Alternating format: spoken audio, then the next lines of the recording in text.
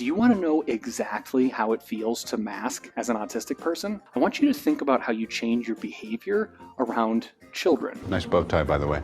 Thanks. You can just start with the simple things like mannerisms, where kids tend to be more vibrant and energetic. We kind of have to turn ourselves up to match their energy. How were your travels? It's very good. Or things like navigating emotions, because let's face it, sometimes kids can be real dicks.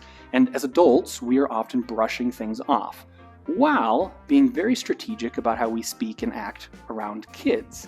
Because not only are we regulating our emotions, we're helping them regulate theirs.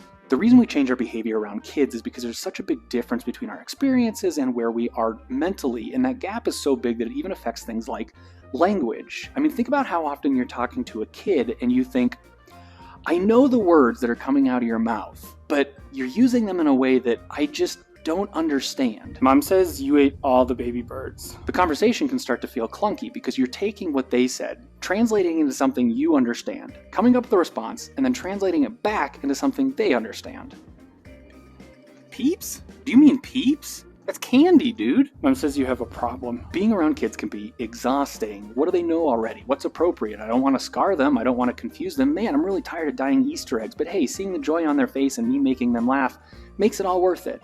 And then there are some days where it just takes sheer willpower to try and stay in the moment. And on top of all of that, when you then need to sneak off to do adult things, cleaning up messes, coordinating plans, self-regulating, kids take that personally because they don't understand. They just don't have the life experiences to relate.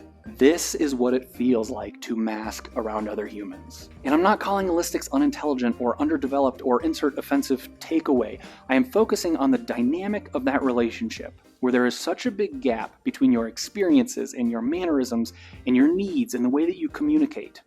And you have been taught, and the relationship itself reinforces the idea that you are responsible for bridging that gap. I found myself ending this video by taking the analogy even further and explaining that parenting is the most exhausting thing you'll ever do, but also the most rewarding. It's complicated.